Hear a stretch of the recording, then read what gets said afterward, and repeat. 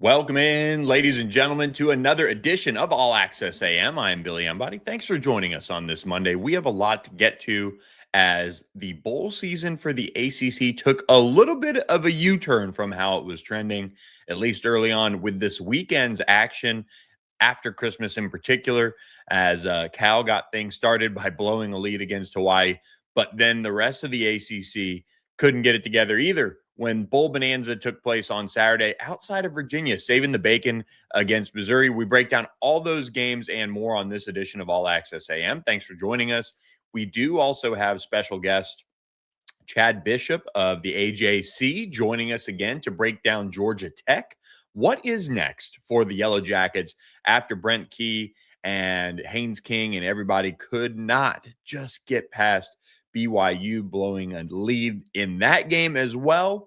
A tough situation going into it, as many coaches leaving, Buster Faulkner, Jeep Wade, all of those guys on the offensive side. A lot of changes for the Yellow Jackets, but still, nonetheless, they were one of the top teams in the ACC. We'll talk with Chad Bishop at 8:30 a.m. Eastern time to get the breakdown on what is next for Georgia Tech, as they're still at least searching publicly for an offensive coordinator. We'll check in with that and see how the Yellow Jackets are doing with that search for Brent Key. We appreciate you guys being here. Do me a favor and please subscribe to our YouTube channel. We've had a bunch of people subscribe. You could hit that QR code in the corner of the screen for me and help me out by hitting subscribe on the channel. That helps grow it. We're looking forward to doing a bunch of cool things around the Cotton Bowl with a special episode dropping Wednesday morning. Again, we're live 7 to 8 a.m. Central Time, 8 to 9 a.m. Eastern Time. I'm Billy Embody. For those of you who don't know me, we've been at this now for a few months, breaking down everything ACC for you guys for an hour, 7 to 8 a.m. Central Time, Monday, Wednesday, Thursday.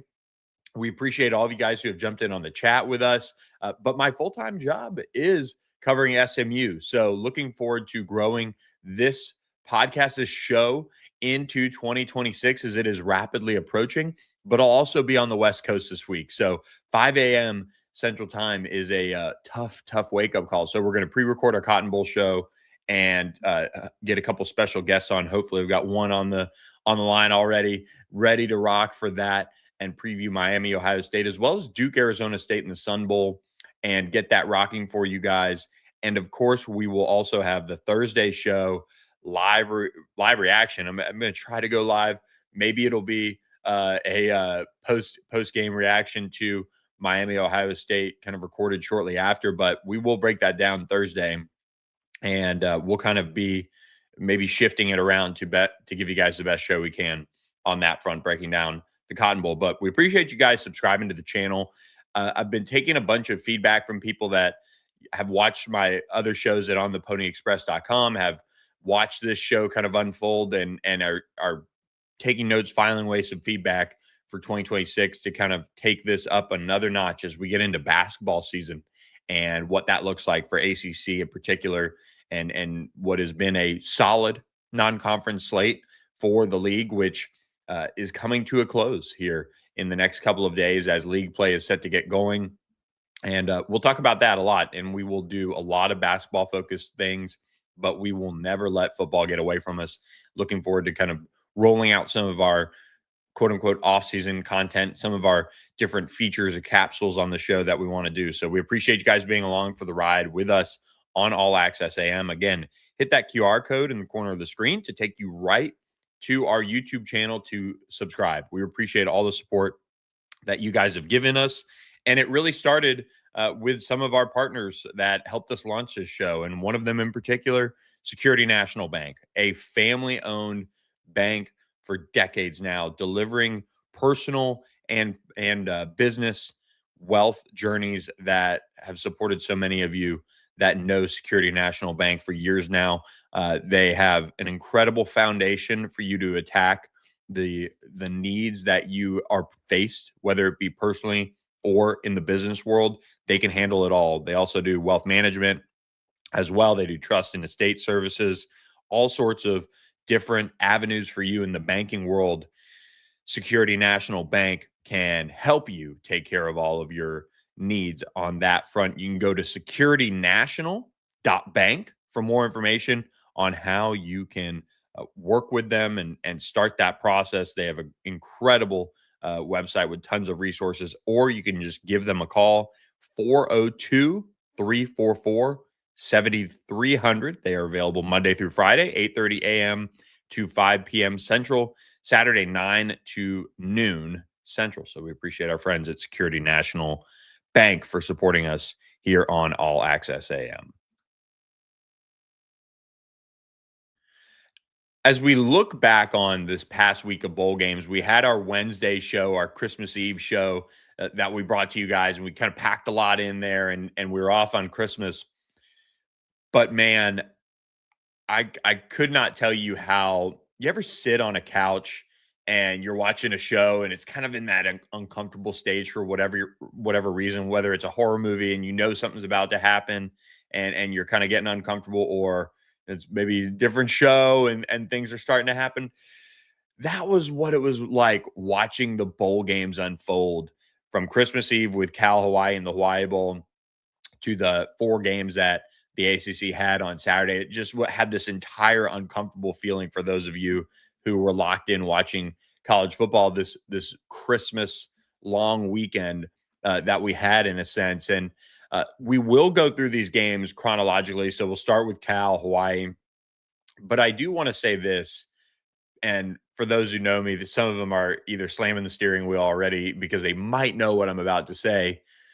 But I'll say it, bowl games don't matter. And they don't matter from the standpoint of you have completely different teams that are being rolled out there right now. And it's almost not even comparable to the NFL because of the coaching changes that are coming and in place for some of these teams already.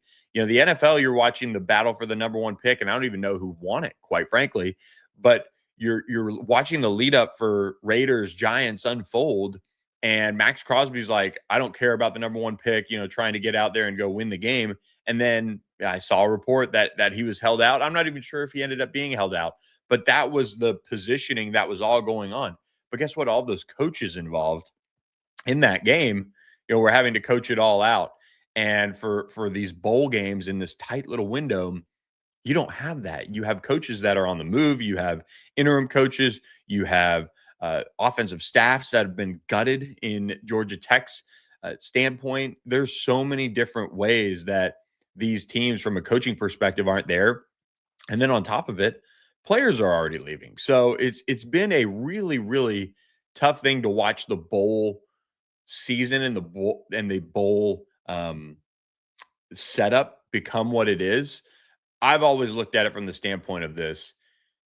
Back in the day, when it was just a national championship game and these bowls really meant something, yeah, you were really trying to go out there and win the game. There was an extra motivating factor to do that, on top of the gifts, on top of the travel, on top of the whatever. But now you really don't have that. And players are looking out for what's next for them. They're even in negotiations for their next contract, whether their agents are doing it or whether they're doing it. So it creates a precarious situation when it comes to the players and the coaching staff. If a player hasn't resigned, but they're still going through bowl practices, it is all an incredible mess. And how to fix it is a totally separate thing. But what these bowl games don't tell us really, or could tell us, depending on how you want to play them out and depending on the level of the bowl game, is, hey, I'm really excited about that sophomore that's going to be a junior next year, and he's going to be stepping into the starting role because I saw how well he played in the bowl game. Or, wow, look at how well the coaching staff managed to avoid a letdown with all of the noise that's going on. Like, that's a good thing. Or, wow, we ended up getting a half for our quarterback next year to play against a Power 4 opponent and get him some work. Things like that really can help energize a fan base. It's almost like an opportunity for you to kind of showcase your future and see what that excitement level could be like for your team going into 2026. If you're asking me for a quick fix, man, I would take bowl games and I would move them to the month of May. And I know that's kind of wild, but if you go through spring ball and you could kind of do spring in all of April, and maybe the last weekend of April, or the 2 weekends of April. You can kind of start some earlier, start some later. You could have bowl games every single hour of Friday, Saturday, Sunday. Could be fun. It would be after the Final Four, be after the Masters, be after all those things. Could be a fun opportunity. Of course, you'd have NBA, NHL playoffs, but who knows? Some spring bowl games that would be in nice weather situations. On top of that, could be opportunities there. Maybe it's something to discuss. But nevertheless, we have bowl games. They are what they are. The idea that you can take them and what they are and take the numbers and the results from a regular season and put them up against each other at times to talk about how well the ACC or another league has done over the course of a year against Power Four opponents, against this opponents, against that opponents.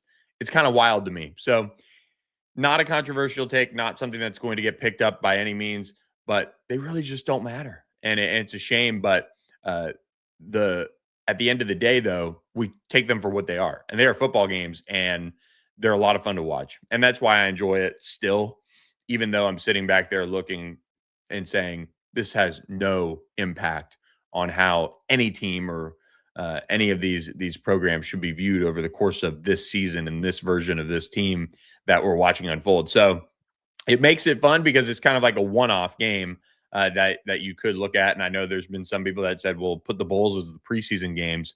That could be an idea. That could be something. But nevertheless, it is football, so it's fun to break down for me. Let's get to it. The Hawaii Bowl, that Christmas Eve matchup, Cal, Hawaii, absolute heartbreaker for Cal. 22 points allowed in the fourth quarter. They lose 35-31 to the Rainbow Warriors out there in Hawaii and finish the season 7-6. I know covering SMU, this is a game that you watch it unfold and you're like just kind of pulling your hair out, rubbing your eyes, just can't believe that SMU did not get it done against Cal when they went out west to play the Golden Bears, and that is why they did not end up in Charlotte. Watching this game unfold, a 9-4 Hawaii team is what they finish as. But Jaron Sagapatelli finishes for 343 yards, 1 touchdown on the night, 28 of 39. Solid numbers for him. Kendrick Raphael, 91 yards. Of course, it was Jacob DeJesus with 137 yards and that lone touchdown through the air. And Sagapatelli did add another rushing touchdown, but too much Hawaii in this one, as Luke Weaver made the exclamation point with that touchdown to put Hawaii on top. Incredible comeback for Hawaii, and one of those things where you can't sit there and say, oh, someone came out flat and in a sense didn't get up for bowl game or whatever. And this was a 21-10 game at the half. It wasn't out of hand. It wasn't crazy either. But Cal did have a double-digit lead going into halftime. And that's when Hawaii kind of got up, got a field goal in the third quarter, and was able to at least take it to the fourth quarter in a one-score game. And the fourth quarter was wild, man. That was crazy. 21-10. Hawaii outscores Cal in the final stanza. And that is what matters in this one, as they were able to get that 22-yard touchdown pass from Luke Weaver to Nick Sinacle for the 35-31 win. Sagapatelli had just put Cal up, leading that 10-play, 75-yard touchdown drive to take the lead 31-28. It was kind of in a good spot there. You're feeling good about where things stand. And then just it kind of was the complete reverse of what happened to Cal against SMU in a sense. And Hawaii finished the job. They got down there just outside the red zone, threw a touchdown pass, won the game. So a really disappointing result for Cal. I'm sure that staff is kind of gutted because they really wanted to finish this off the right way and kind of hand the reins off to Tosh Lapoy. And it would have been a fun story for Nick Rolovich and that staff to have, kind of galvanize the guys. But Timmy Chang and his Hawaii team, couldn't be denied. And that's why it's a quote unquote 60-minute football game. That's the the cliche thing to say, but it's true. When you let your guard down and things like that, uh, it's unreal. In a Cal pass defense that had been so good this season, allows that touchdown drive to happen in the final moments. Just wild. 488 yards of offense for Cal. They couldn't get it done.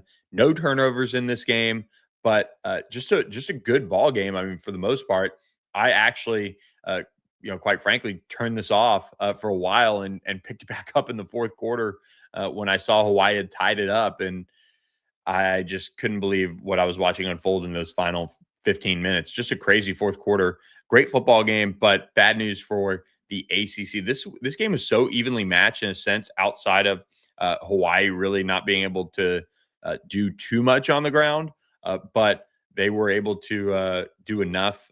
Both teams had 8 penalties in the game, but Hawaii only had 55 yards to 85 yards for Cal. Again, just one of those tough situations where you can't finish the job, and that's shocking watching that defense for Cal allow that drive to happen to a backup quarterback nonetheless as well.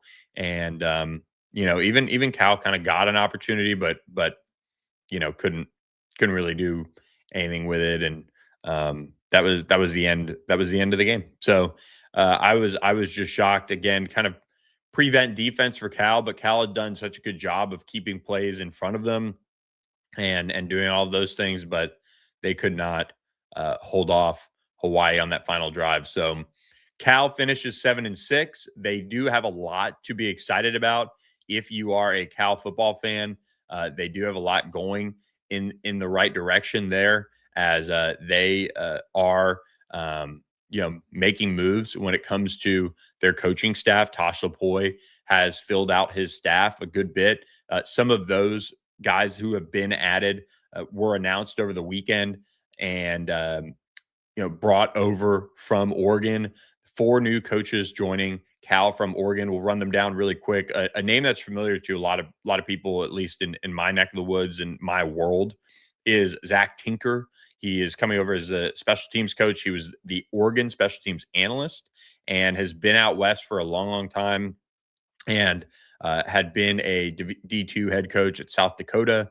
And he has been really out there for a while. It's just a name that I know from kind of following coaching moves and coaching carousel and some names out west. So that is I would say a good hire for Cal to bring Zach Tinker, a veteran coach, into that situation. So Darian Daniels is going to be the defensive line coach for Cal, and was also named the pass rush specialist. He is from Texas. I remember watching him come up through the recruiting ranks as well when I was kind of early on getting my start in the industry. He is and it was still kind of even deep into my start, so to speak, but a former Bishop Dunn defensive lineman out of Dallas, Texas, ends up going to Nebraska and bouncing around a little bit with the portal and things like that, as he went to Oklahoma State as well. But he comes over from Oregon as well, and he's going to be the defensive line coach. And then Steve Haugna, I think I pronounced that right. Maybe everything's silent there, but he's going to be the Cal tight ends coach. He comes over as well from Oregon after being there for 4 seasons.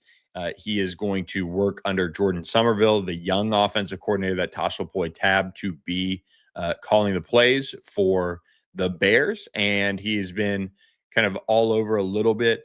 He's been at Cal before and was there as a strength staff intern before, so he's familiar with it. He's bounced around a little bit as well. He's been in North Texas on top of that too. So I think Cal, one thing that you watch a couple of these guys that have been hired, Cal's done a good job of at least being a factor in the state of Texas, and you can get guys that want to come out west and experience something new. That's the same thing Stanford should be doing. Andrew Luck's a Texas high school football product. They've had some really nice players come through that program.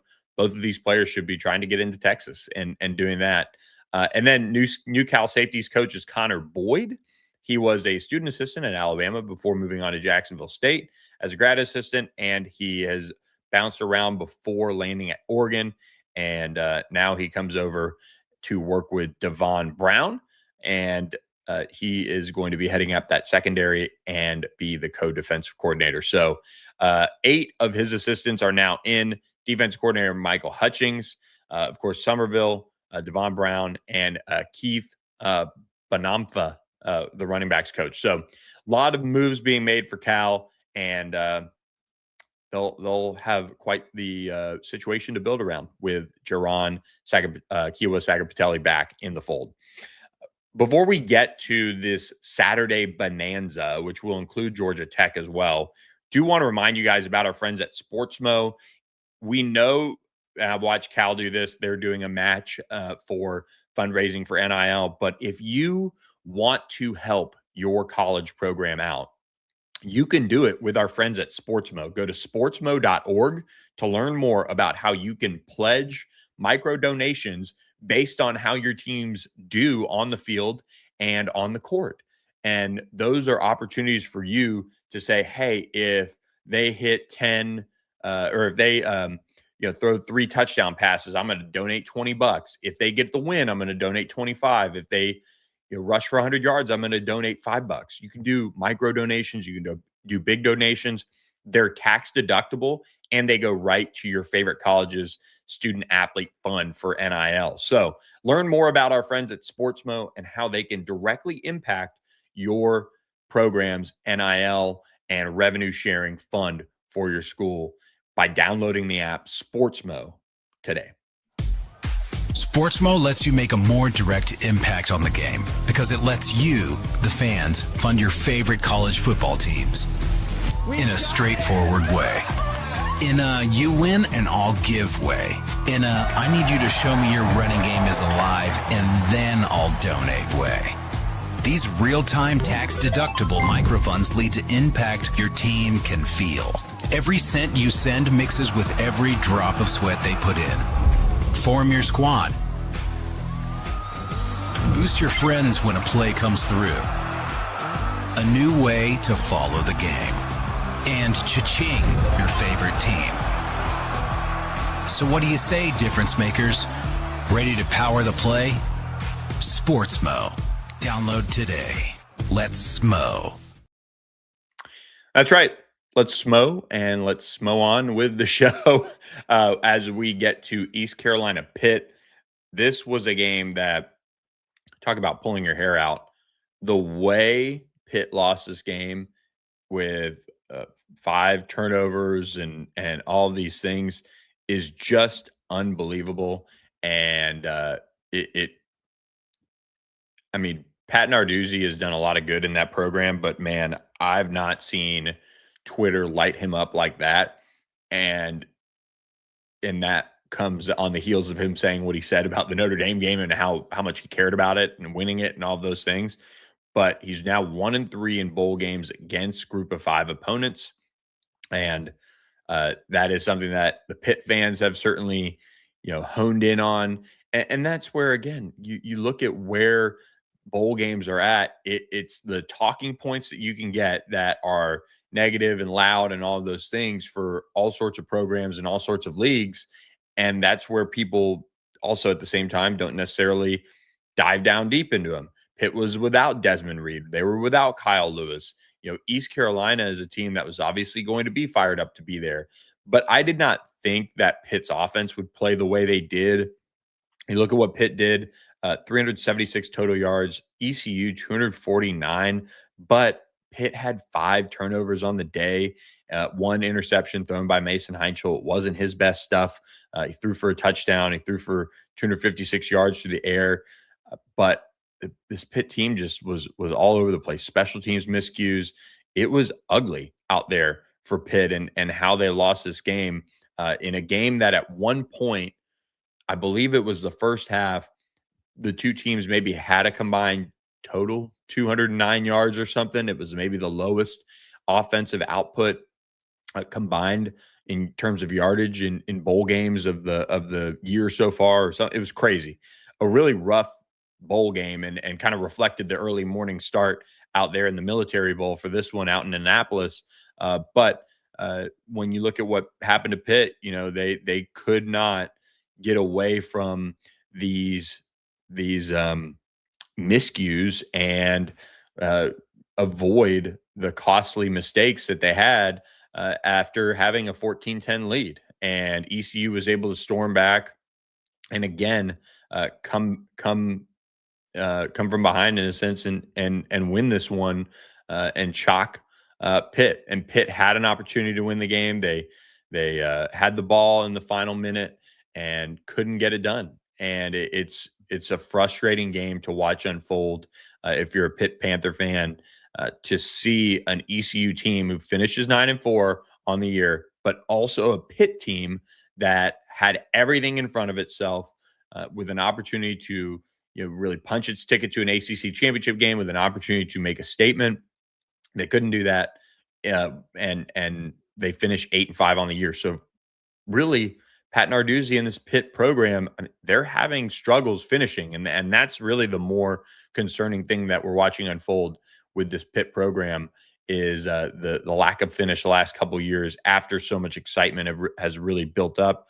Pat Narduzzi also making the play to kick the field goal and make it a one-score game. I get it, but still, you got to play the odds there a little bit there in a sense when they were down at the ECU 3.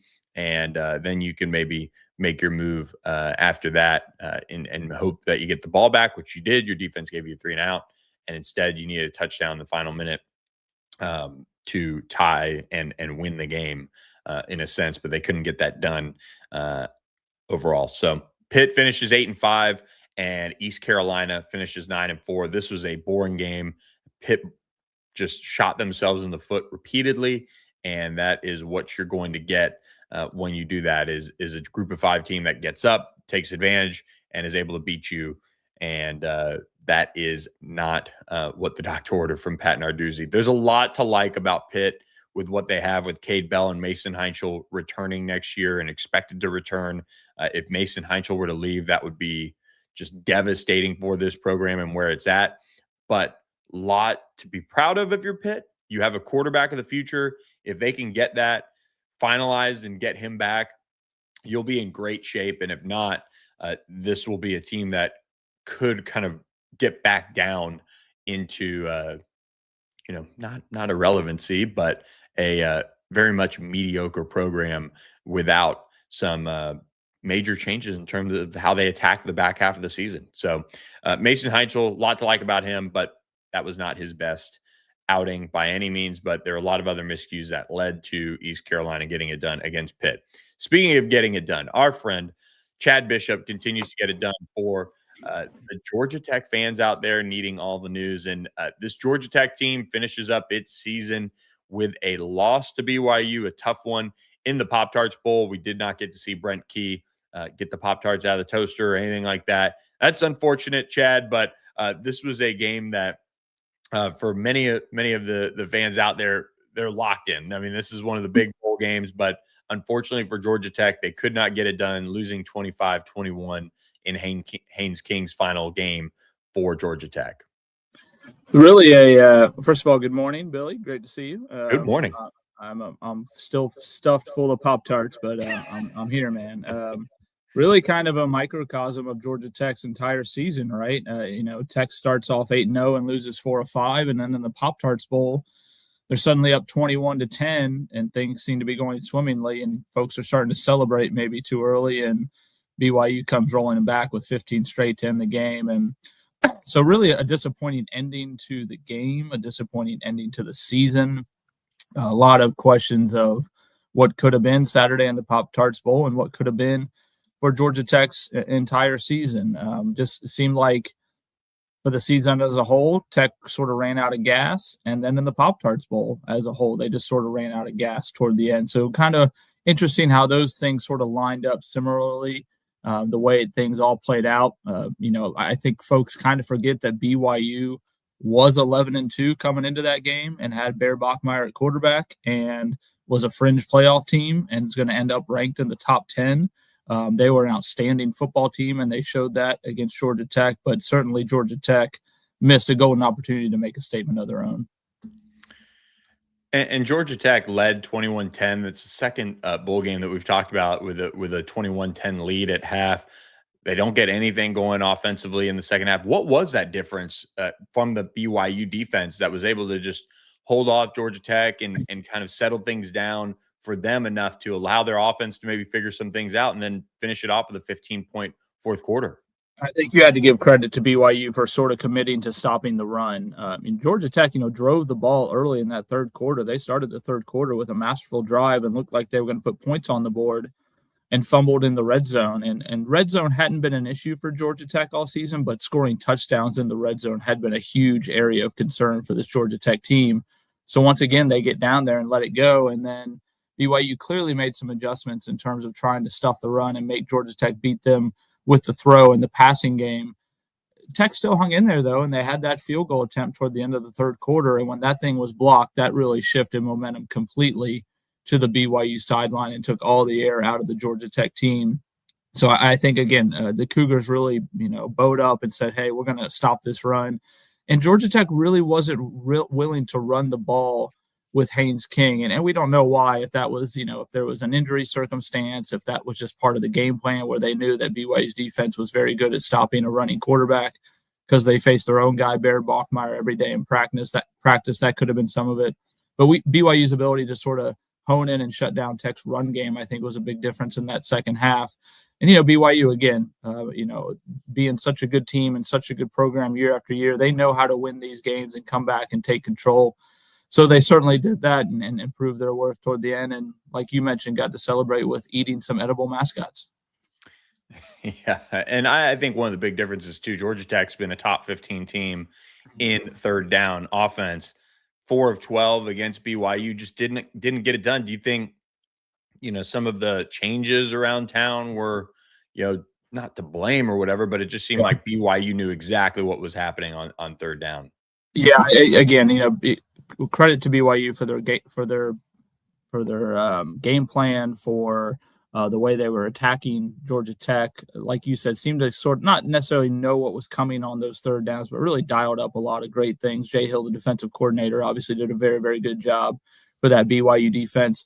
I don't read too much into Buster Faulkner not being there, for Georgia Tech. Chris Winkie was the co-offensive coordinator all season long. Brent Key is an offensive dude. And Haynes King is basically a mini offensive coordinator out there as a 3-year starter at quarterback. So it's not like Buster Faulkner left and took the playbook with them and they were sort of lost out there. There was just, again, when you go back to the microcosm of the entire Tech season, there just seemed to be a disconnect at times, and those things get magnified in the loss. I think all that goes away if Haynes King makes a couple throws on that final drive inside the BYU 20-yard line in the fourth quarter. But, yeah, again, they're magnified in a bowl game when things don't go their way. And, again, it's just as the season went on, there seemed to be some disconnects for whatever reason. And then that rose its ugly head again Saturday, too, because there were some open receivers, there were some running lanes for Haynes King, and things didn't really seem to sync up throughout the 60 minutes of that game. When you look at what's next for Georgia Tech, last time we talked to you, it kind of, I don't want to say everything was peachy. They were coming off the NC State loss, but Buster Faulkner was one of the top paid offensive coordinators in the ACC. Now he's headed to the SEC, brings a bunch of his staff with him, seen other staff depart for other jobs. Yeah. What is your vantage point of this offensive staff and what's next for Brent Key at the top there? This is a clear demarcation line in Brent Key's tenure, right? Like the past 3 years, they have built and built and built. They've had Buster Faulkner, Chris Winkie, Haynes King, a ton of offensive leadership, ton of elder guys on that offensive side. And those guys are gone now. And Brent Key's offseason is going to be filled with making coaching hires. His running backs coach is gone. His offensive line coach is gone. He's already replaced that, by the way. His offensive coordinator is gone. There's reports that wide receivers coach Trent McKnight is also leaving. And then, like I mentioned, not only is Haynes King gone, running back Jamal Haynes, wide receiver Malik Rutherford, guard Keelan Rutledge is going to go to the NFL and have a long career in the NFL. This is a clear shift, right, for this Georgia Tech team. And then defensively, when you look at it, Clayton Powley is safety, gone. Omar Daniels is safety, gone. Amari Harvey, Rodney Shelley, defensive backs, gone. Jordan Vandenberg at tackle, gone. They're going to have to go out and not only hire some big time names when it comes to staff, but they're going to have to go not necessarily Texas Tech style, but they're going to have to go out and spend some money in the transfer portal and really build up this roster. Brent Key's not afraid to do that, man. He talks all the time about getting better or getting worse. No one stays the same, that old adage. He knows, and he's got some money to play around with. There was a recent announcement that there was 2 separate $10 million gifts to the program. He got a $2 million advantage in his salary pool for assistants going into 2026. So there's money to be spent. It's just all about spending it the correct way. And the pressure is going to be on him to go out and figure that out. It's something he loves to do and something he talks about doing, how he studies NFL organizations and NFL roster charts on how to spend that money. And he's got to figure out the best way to do it for Georgia Tech, because they're going to need a lot of bodies and a lot more talent and a lot more depth, because a lot of these guys are exiting stage left. And again, it's a clear shift in this Georgia Tech program for Brent Key moving into 2026. As far as offensive coordinator goes, do you have a feel for what he wants to do there, or where that even process stands? Because there's been Chip Kelly, there's been other links to that position, and with what Georgia Tech is willing to pay, it's certainly I would say a very nice gig to have. And even with Aaron Philo leaving the program, it was a program that you could tell after losing an Eric Singleton and some of those things last offseason, they came out and still ramped it back up offensively and were able to make things happen. Yeah, Brent Key has been adamant about, when this all happened, his phone ringing off the hook, and just he himself being blown away by the interest out there from outside people wanting to know about this Georgia Tech position and this Georgia Tech program. What I would tell folks is, do not expect Brent Key to go out and hire someone who's going to run the run and gun, who's going to go 5 wide air raid, who's all of a sudden going to be, pistol option or some sort of mesh concepts. Their offense is going to be very similar. We'll have different pieces and different nuances, sure. But Brent Key and Chris Wenke and Buster Faulkner built this thing up for 3.5, 4 years. They're not about to reinvent the wheel in the offseason. So to me, that tells me that the offensive coordinator hire is not going to come in and change the entire offense, but it's going to fit what they already have, number one. And number two is going to be a big-time recruiter. I mean, you know this, Billy. Everything comes down to recruiting and player acquisition and talent and Jimmys and Joes. So to me, it's not necessarily this, a wizard of offense who comes in and just, totally, blows up the stat sheet and is just putting up gaudy numbers. It's also, can this guy come in and get some big-time talent into Georgia Tech? Does this person have connections to the area? Does he have connections to 4 stars and 5 stars across the country? To me, that's what it comes down to, because this offense, again, it's not going to change. It'll probably be a little less quarterback run, right? But maybe they go get a running quarterback, dual threat quarterback in the transfer portal. You're never going to have a Haynes King again, but you're still going to have a lot of the counter option plays. You're still going to have a lot of the bubble screens. You're still going to have a lot of motions and shifts and getting the ball to a million different people on that offensive roster. Again, I would be very, very shocked if they brought in just some random name who tries to completely overhaul the offense and make it their own. This thing is pretty set in stone. And the offense was great for the most part this year. There's obviously that, moments or whatever where you wonder, okay, what happened against Georgia? That was an opportunity where, the Yellow Jackets actually showed up defensively a little bit too. So that kind of lack of complementary football down the stretch was a little concerning. But what do you think they're going to do at quarterback? I mean, we talk about the offensive coordinator, but is that, offensive coordinator, let's get that hired, let's get that situated? Or obviously with like money and what the portal offers, you can go out and sign a quarterback now and say, hey, but trust us, we're going to bring in somebody you're going to like offensively at the coordinator spot.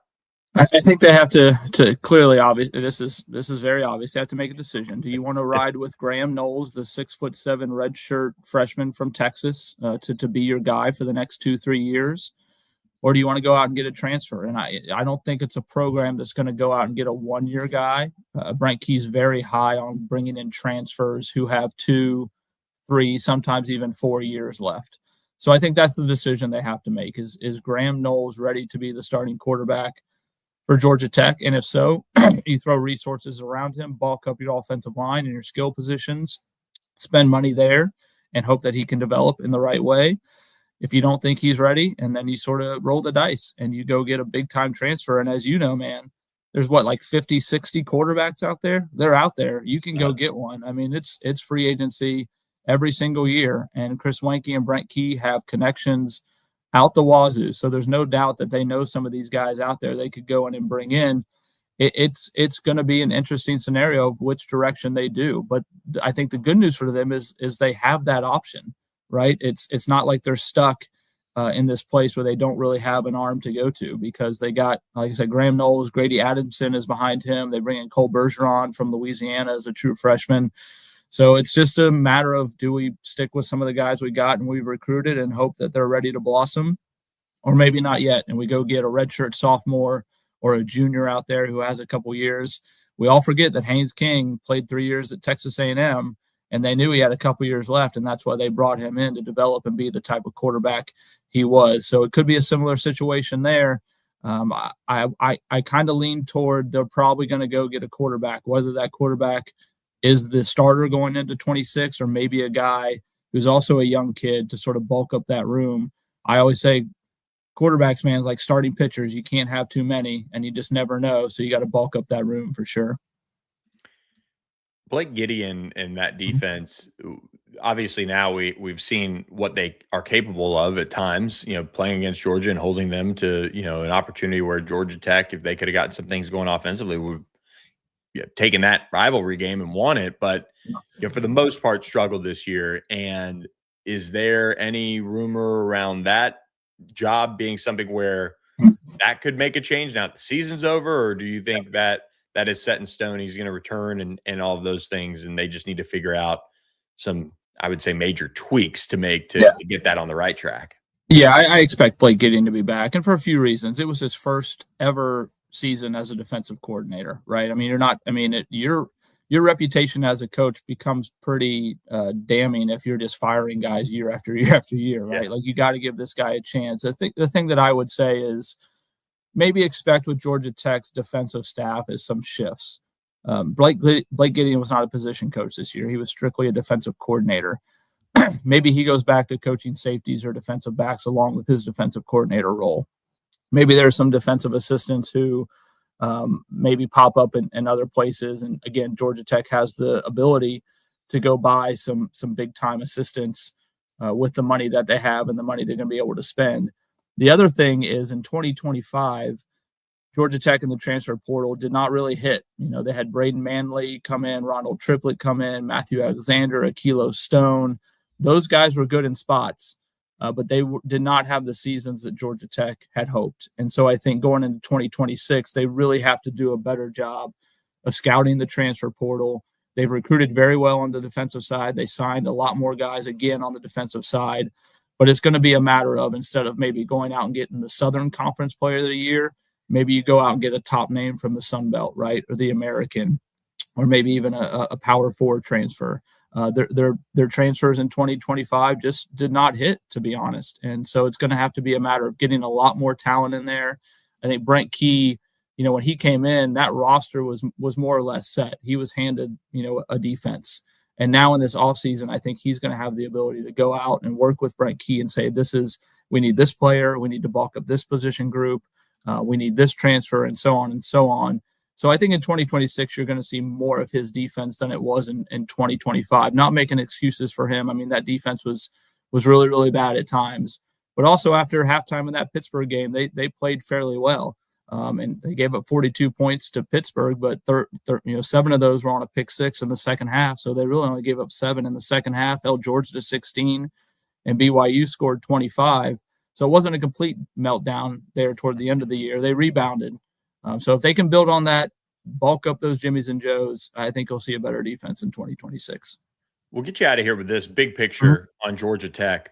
Yeah. Ryan Alpert's come in as the AD and just seems like he's brought another level of energy and just kept building on what Georgia Tech had going and under that previous administration, which did a great job. Yeah. Where is the school at with this whole world of, revenue sharing, NIL, facilities projects that are going? It just seems like Georgia Tech is just pouring money in. It's one of those schools that maybe isn't getting talked about enough as far as being, quote unquote, all in particular on football? I've used the term a little hesitantly of sleeping giant, because that's a term we use a lot with a group of five, right? Like a James Madison or something. Like if this program could, but I kind of view Georgia Tech in a similar light. Like they have been a little sleepy for a while. You had the Jeff Collins era where they lost a ton of games.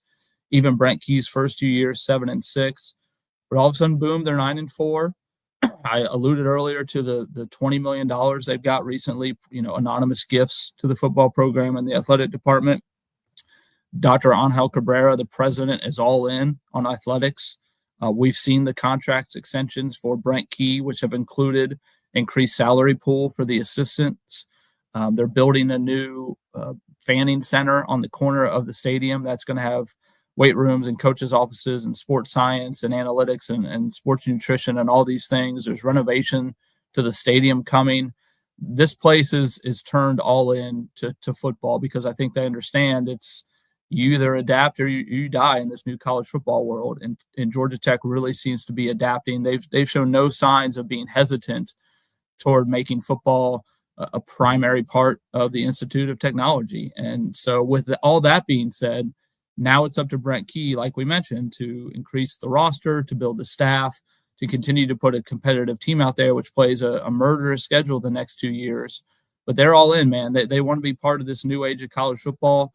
I think the future is incredibly bright if they continue on this track and to continue to put resources into the program, which they've done to this point. So, again, I think if they continue on this kind of slow build, this slow trajectory, they're going to sniff the playoffs every single year. It's just going to be a matter of getting over that hump. It'll be fascinating to watch. Chad Bishop, we know you'll keep us up to date on all of that. We appreciate you stopping by. We hope you had a great Christmas, my friend. And thanks for— I did have a great Christmas. Look. I was about to say you got it. Nice. I love it.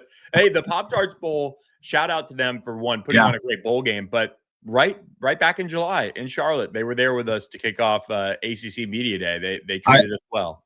I always tell folks I'll never forget Haynes King sitting on a couch doing a one-on-one interview with me, just going to town on a Pop-Tarts ice cream sandwich, man. And I was like, how is that? He's like, it's fine, but but seriously, man, the Pop-Tarts Bowl, it really was reminiscent of bowl games in the old days. Like the teams were together at the amusement park, at nightly celebrations. They were competitive. Everybody was into it. Yeah, there were a couple opt-outs and injuries here and there. BYU missing LJ Martin, and Georgia Tech had a couple guys not play. But Tech had 100 scholarship guys there ready to go, and BYU's almost full roster was there. The fans, 34,000 in attendance. Georgia Tech on one side, BYU on one side. It was great, man. Pop-Tarts Bowl did it right. I hope it stays that way. Really, really fun bowl game to be a part of. I think both of those teams reflected their head coaches and just. Those teams are always going to show up. There's no almost wiggle room in terms of that mentality to show up. Definitely. A lot of fun to see. And I think Kalani Sitake and Brent Key, bromance movie coming to theater soon. Those guys clearly love each other. Well, they can build their love around losing a coordinator each. It looks. I'm looking for a home and home, man. I need a home and home. I need to go to Provo. Yes. Go see it, man. Yeah. Send them out there. We'll pub you up when you do. So love it. All right, safe drive over to the Birmingham Bowl and enjoy that one, Georgia Southern. All right, yeah, buddy. There he goes. Thanks a lot, Chad Bishop, for joining us on All Access AM. Great friend of the show there. And we have a couple more bowl games to get to. We also we're going to start doing straight up roundup for you guys, because we do kick off the day for you guys. We feel like Monday, Wednesday, Thursday, 7 to 8 a.m. Central, 8 to 9 Eastern, live on YouTube. And I want to hit on basketball scores for you guys, if anything. So we'll start doing that. And remind me in the comments if you say, hey, Billy, you missed that one. What were you doing? Oh, yeah, that's right. We're getting into a new routine. We're going to just run down the scores for you guys of the teams, especially in league play.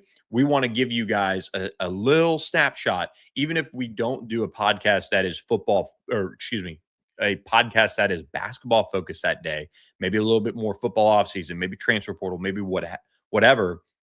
We want to end the podcast for you guys with kind of a little lagniappe, a little something extra for you guys, which would be the basketball scores kind of from the games that we missed. So it won't be in-depth breakdown, what have you. It'll be, I'll give you a little preview at the end of the show. The score, kind of that, and the record. And once we get going in ACC play, we'll run down the standings of where this league stands each podcast. So kind of a make sure you always know where the league stands from a basketball standpoint. So we hope that is something that you guys like.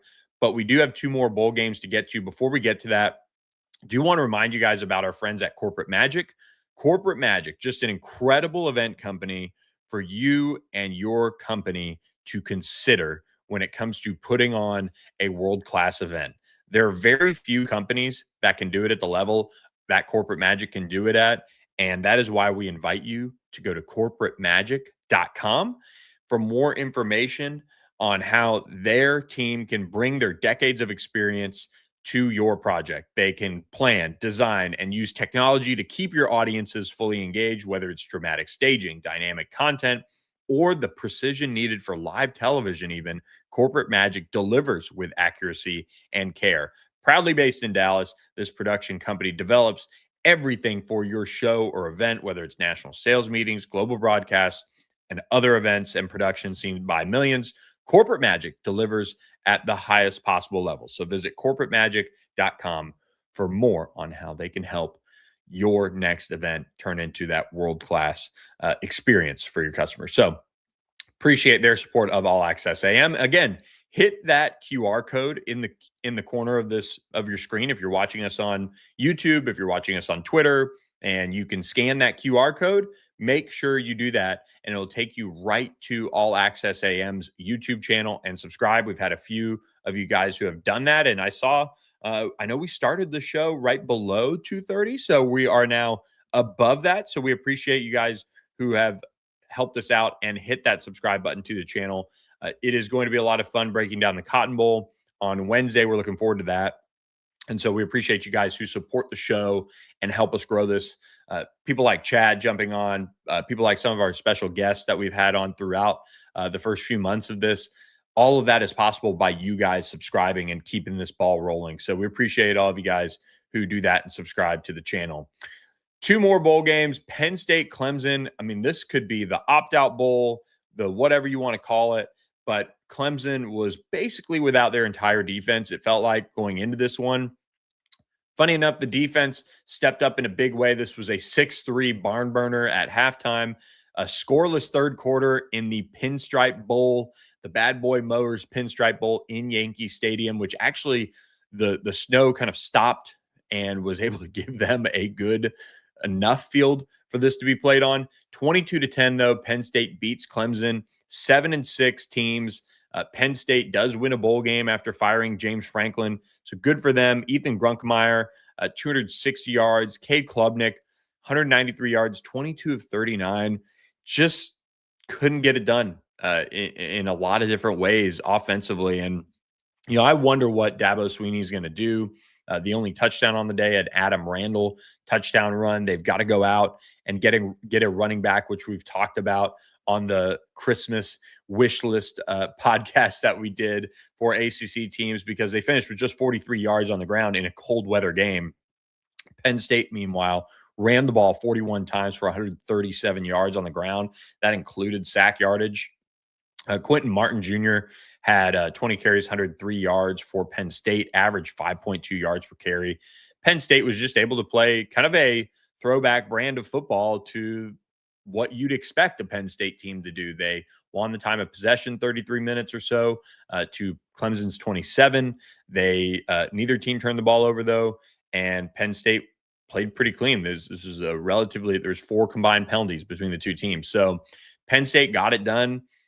I was kind of waiting for that moment that Cade Klubnik would do something and lead them down the field, and they had opportunities. They were in the red zone and I believe missed a field goal. I was watching it and kind of doing some family time things as well, but it was on, and I'd seen the pass from Cade Klubnik that fell incomplete on third down, and then I looked up and I was expecting the game to be tied, and it was not. So just kind of a mess as far as that for Clemson, and they could not get it done. So maybe I missed something on that. Yeah, missed field goal in the second quarter that would have had it at least tied and going into halftime, and maybe feel differently about it. But Clemson just couldn't figure it out. And Dabo Swinney, I'm telling you, I don't know. I'll say this. I don't know if Dabo Swinney is trying to get fired by Clemson, and not certainly this offseason, but man, he is saying some things after games that if you're a major college football program would drive every single fan absolutely up the wall. And his comments, and I know how Dabo is, but talking about how everybody expects him to win games and things like that, but he is about developing men, which is incredible. And it's what college sports should be about, but it's also not what you want to be, I think, getting out there in your messaging when you lose to a team that is working with an interim coach and not at the standard that you would expect. And he kind of gaslights a fan base at times, and he gaslights media. And I have a ton of respect for what he's built, but his messaging is something that that is something that he has to figure out, because it is going to tick some people off eventually. And eventually somebody is going to say, you know what, I've had enough. And that somebody is going to have enough money to make a change at Clemson. And that is going to be a brutal day for all parties whenever it does come, because one day it will come. And I think this season has shown that Dabo Swinney's tenure, whenever it ends at Clemson, it will end ugly. It will be like a TCU Gary Patterson type of, sever the ties. I think that's because you have Dabo, who's very set in his ways, and he has to adjust with whatever they're going to do in the transfer portal and all of those things. But I think he has to adjust his messaging a little bit. And fans in this day and age of college football generally are not the greatest, because they are more impatient than ever. And they, in particular, don't have patience for coaches that want to use messaging the way Dabo did after his bowl game. And I think he's going to have to kind of change some things, because just the way he is messaging things is just kind of borderline gaslighting for the product that they put out there for the majority of this season.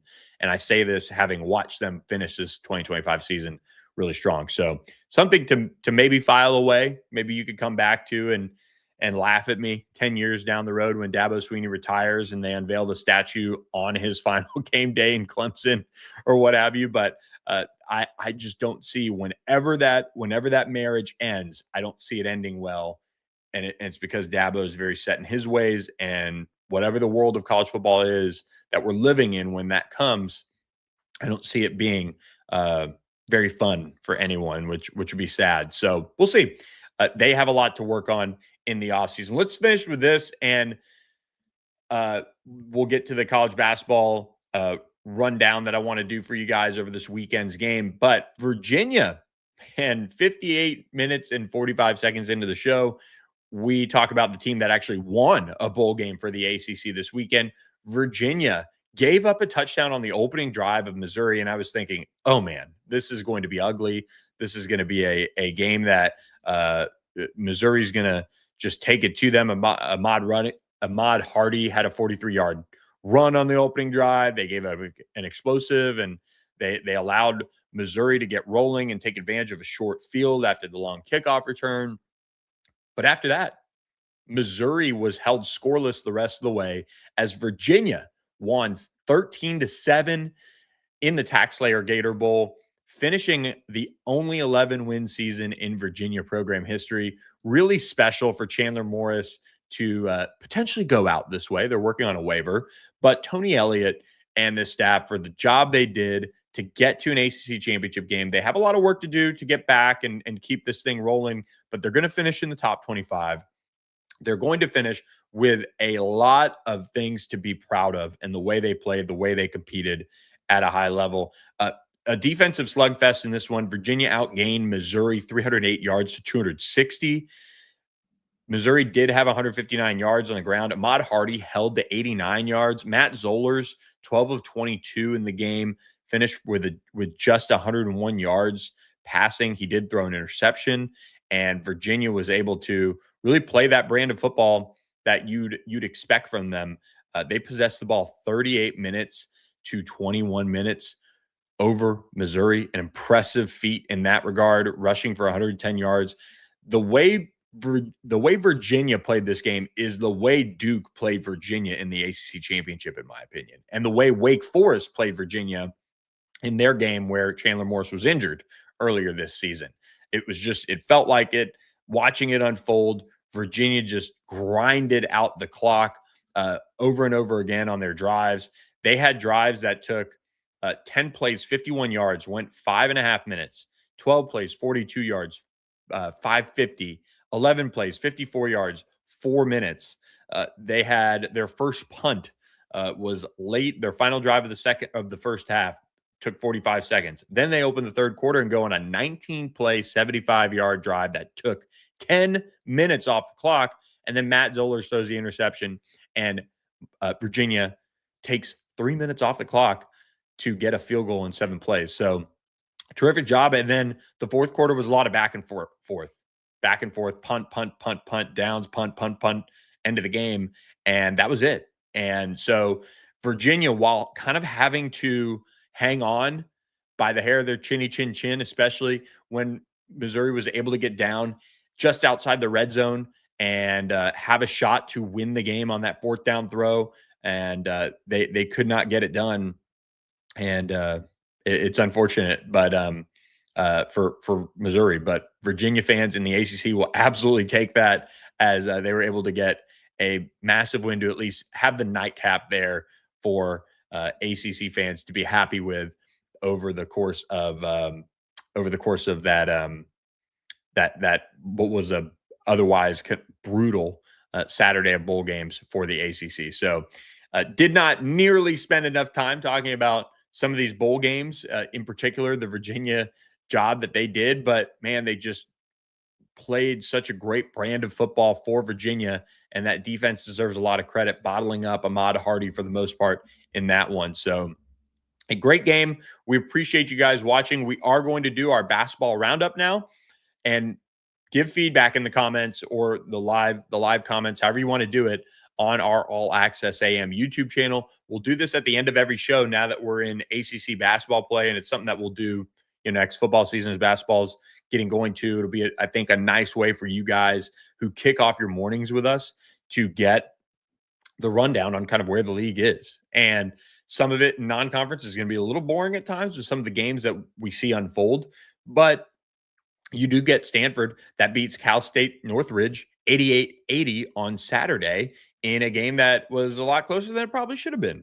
And Stanford was actually down at the half 38-33, but then scored 55 points in the second half to grab the win. Stanford improves to 11-2 overall this season. They are sitting at 7-2 at home heading into league play. They are in the top half of the ACC as far as win-loss going into it. The ACC has 1, 2, 3, 4, 5, 6, 7, 8, 9, 10 teams with double-digit wins over the course of play going into this Monday, which has no games on hand. Tuesday night does kick off ACC play, but before that, we got to get to Sunday's matchups. Boston College beat Lemoyne 72-64. Man, BC sits at 7-6 overall in the year now, and they're going to be one of the worst teams in the ACC. Don't believe me? Look at the standings. They are tied at the bottom with Florida State and Pitt at 7-6, the bottom of the ACC in terms of obviously non-conference play. So they're out of the NCAA tournament pretty much before it even kicks off. Georgia Tech took care of Florida A&M 89-65 to improve to 9-4 overall. They go 9-1 in non-conference play at home as well.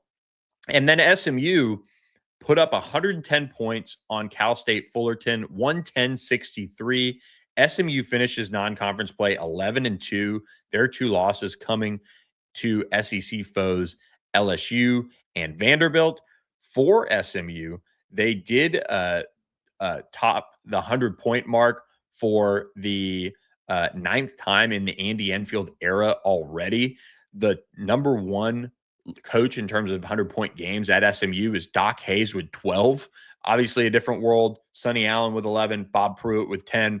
Andy Enfield is, SMU hopes gets the double digits a couple times over the course of league play, but nevertheless, he's well on his way to hitting that record with the most 100-point games coached by an SMU coach.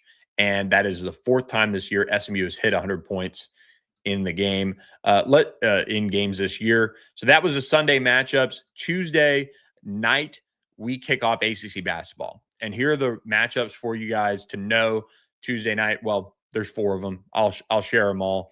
Florida State opens ACC play at North Carolina, 6 p.m. Central on ESPN2.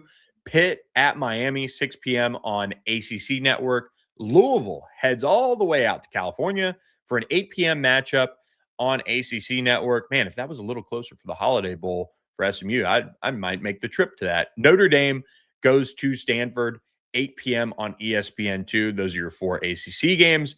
On December 30th, we'll break down the New Year's Eve matchups on our Wednesday show to cap that show as well. And we'll recap what happens Tuesday night as league play opens for ACC basketball. I'll look at the standings here, and I will show you guys this on the screen if you're watching on YouTube as well. And we'll get this all lined up next time. But I like flying around ESPN's standings. They're really easy. Cal, 12-1, sitting there at the top with North Carolina at 12-1 through non-conference play. Duke, 11-1. Virginia, 11-1. And then Miami, SMU, Stanford, Virginia Tech at 11-2. Louisville, 10-2. Clemson, 10-3. Georgia Tech, NC State, Notre Dame, Syracuse, Wake Forest at 9-4. And then BC, Florida State, and Pitt at 7-6 on the year so far. So hope you guys enjoyed this edition of All Access AM. I'm going to get you guys out of here. Gave you guys an extra 10 minutes. Please, so to speak, extra 10 minutes. Please scan that QR code and subscribe to the All Access AM YouTube channel. You can also click the link in our podcast episode description to go to the YouTube channel and click subscribe. It supports the show. You can also comment on Spotify now, I believe. So I will start checking those and do a better job of that. For you guys who don't listen to the show live, please just comment, like, share, do all the things to help grow this show. We focus solely on the ACC. We'll dip into the general college athletics world, but we generally focus on the ACC. We appreciate all the support that you guys have given us. And as we head towards New Year's Eve, I'm so appreciative of all of you guys in 2025 that have supported this endeavor. Got a lot more to do, though, for you guys who subscribe, listen, and watch All Access AM in 2026. So we'll see you Wednesday morning, 7 to 8 a.m. Central, 8 to 9 a.m. Eastern Time. I appreciate all of you guys for listening. I'm Billy Embody. We'll catch you next time on All Access AM.